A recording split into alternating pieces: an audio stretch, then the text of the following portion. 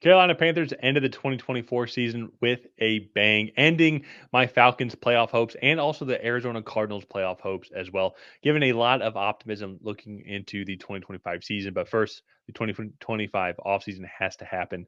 And my name's Tyler here with my brother Ryan, and we're going to break down kind of what you might be looking at and can expect when it comes to free agency moves and potential draft picks as we enter the 2025 offseason. Before we do that, if you like the work that Ryan and I put out and you want to see the Tracy Take grow, the easiest way to help out the channel is subscribing to the Tracy Take, tackling that bell to get notified when new videos come out, and leaving a like and a comment. Let us know what you want the Panthers to do this offseason. And Ryan, first half of the season for the Panthers, I think, started exactly how all of 2024 went. And then things got a lot better. Andy Dalton came in, gave them their first win, kind of some optimism looking into the season here. I know it was Andy Dalton because Bryce Young got benched. And Dalton played well, but then Dalton got actually into a car crash after about a month being a starter here with him and his family. And luckily, they're all totally okay. But even better for Panthers fan base, I think that's even the little break that Bryce Young needed, because as soon as he has come back from that point, though, he played significantly better, looked much more confident and comfortable, and this Dave Canales offense took off. And that's why, to me, like you look at these stats here, some of them are, well, most of the offensive stats I think are misleading. The sacks allowed one I think, truth to form, because this offensive line has picked up a lot, as even in the rushing game as well. They were one of the top rushing teams in the second half of the season. I know it says 18th right there, but Chuba Hubbard really had a great second half of the season. So passing wise, then too as well. They're 29th, yes, but there was a lot of dud performances. And I think even too, Bryce Young had, like, to start off the season, 161, 84, 58, and then so not good Yeah. performances overall. I would just say to start off his first couple of games. Actually, even too, the Chicago one was actually after being benched. I think he got put in the blowout game, so he got benched after the first two games.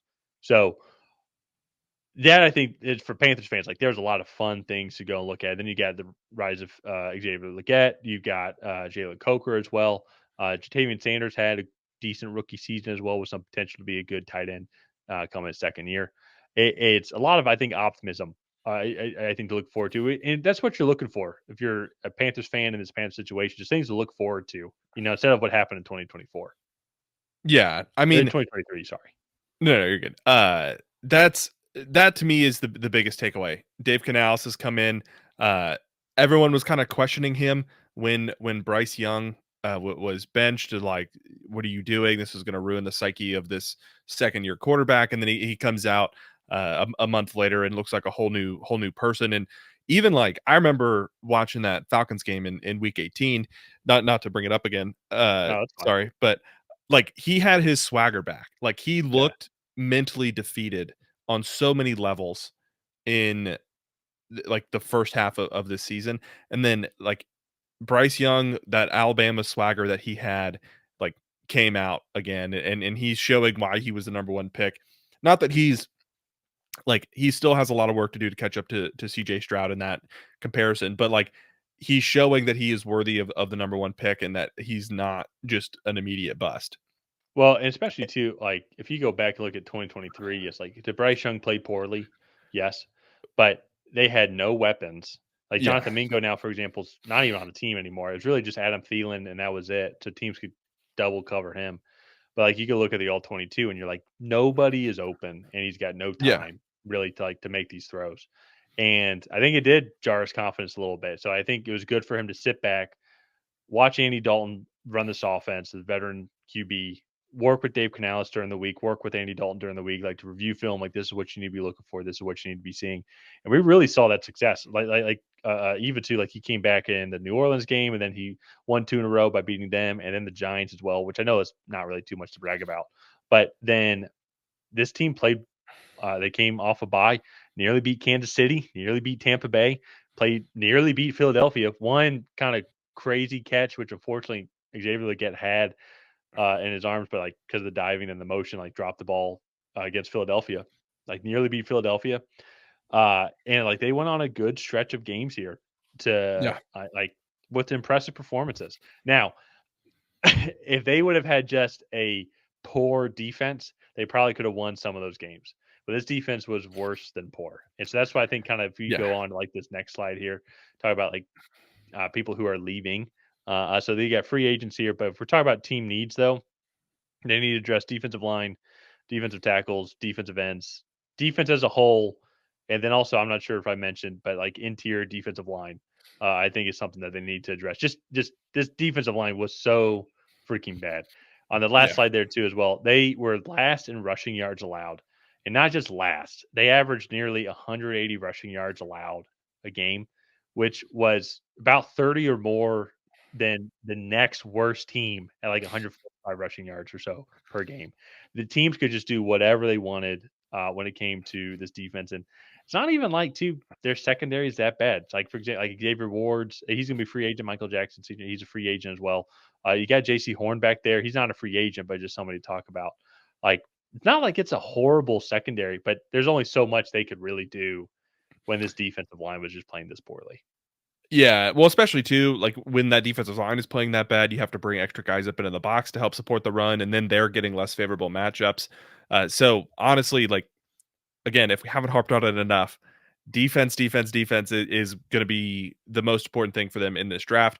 And honestly, luckily for them, this is a very heavy Yeah. defensive heavy class. And so like there are a lot of free agents here, but I want to get over to the next slide where we can talk about some of the prospects here.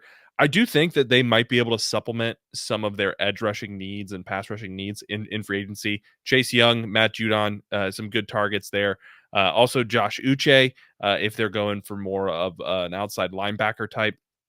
And then kind of solidifying that second level of the defense, maybe getting a Levante David or a Dre Greenlaw, I think would be beneficial. And then DJ Jones getting in the middle there as well. There's also guys like Javon Kinlaw, a little bit undersized defensive tackle, but still can help shore up that middle there. And then you look at the top of this draft, and there's just NFL talent galore at defensive tackle and edge.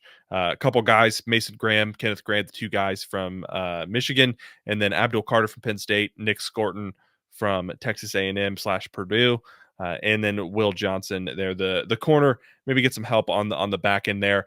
Be a little bit more effective in those true man coverage situations. But I think when you're looking at this team, you're definitely thinking front seven, like All 4 or day. 5 picks in the front seven. Well, and even one guy too that I mentioned, and so I know you see a lot of Falcons paraphernalia behind me here now, but I'm also actually an Indiana Hoosier fan, unfortunately, as well.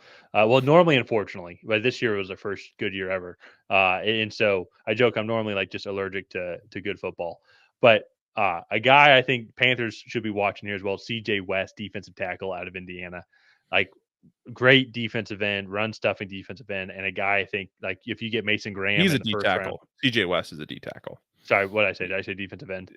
Yeah. Sorry. You're right. I'm a defensive tackle. Sorry. But if you get Mason Graham first round, get a couple other guys in defense second, third. Guy like CJ West probably be there in the fourth round. Maybe he can even bump up into the third round here. And when you look at this uh Panthers team as a whole, I mean, they got 5 picks in the top 113. So 5 picks in the top four or 5 picks in the first 4 rounds. I think a lot of different avenues that they can go here to try and address this defensive line. And I think one thing too, when you look at it as a whole, currently as of right now on over the cap, they're sitting at about 30 million or so in cap space. But depending on like if they cut some, whichever new DC comes in and what decisions they end up making with some of the defensive tackles that are there, they could clear up about 15 to 20 million or so more of guys like if they want to let go of a Sean Robinson, for example. Who is the other guy? I'm blanking on it right now. I'll pull it up here on PFF. And so sorry. Deshaun Robinson, Shai Tuttle, for example, Deshaun Williams. If they want to move on from these guys, because clearly they were not good. I know it's just PFF, but like Shai Tuttle was 119th out of 132 when it comes to ranked defense tackle. Sean Robinson was 79th. Deshaun Williams was 104th out of Yeah. 132 that qualified. So not good guys already. And so if you want to try and clear up some cap space and bring in guys that are better, I think you can move on from some of these guys and clear up about 15, I think, to 20 million in cap space just to have some more of that flexibility. So that to me, I think if you're the Panthers, they'll probably get a guard on day 3, they'll or maybe like another weapon as well, just to help Bryce Young. But if you want any sort of success, you just had to have a somewhat competent defense, and this Panthers defense was just not competent at all. This team, they gave up in the last 6 straight games, they gave up 200 or more rushing yards. Yeah, Like last 6 games total, like each that's game. so Like bad. like that's bad in one game, let alone then Yeah, 6 in a row. It's pretty impressive. And so that's where like no matter how much Bryce Young develops or this offense develops, you can't win football games that way. So like yeah. what they do this defense and who they end up getting is going to be fascinating to watch this entire offseason. Yeah, and then honestly, like, kinda getting into the overall outlook for 2025, you have to be really excited about the way Bryce Young and this offense finished the season. Dave Canales has obviously, got these guys clicking at a high level. Bryce Young has formed relationships with his wide receivers and his young tight end. This offensive line is starting to play a lot better. You have a really solid run game there led by Chuba Hubbard. This offense, you have to be really excited about. Like you said, if they can just get this defense to average, I think that this team is uh, in that division. I will say a threat to win that division. Yeah. Uh, but like at least a wild card contender. There's just one more team in the NFC that I think you're thrown into the mix there. Yeah. Yeah. And that's you still want to keep them making the right steps forward, and teams are going to get like better film and like study like all offseason on like with this Dave Canales offense and kind of what it brings. That being said, though, is they took the right steps forward. Bryce Young's offense took the right steps forward. They got the right pieces. Xavier Legette, like how could you not like the guy? So like he's just a fun guy to root for, and he brings a lot. He's a great compliment to Adam Thielen and Bryce Young as well. So Panthers team, I think, is going to be a team to watch next season.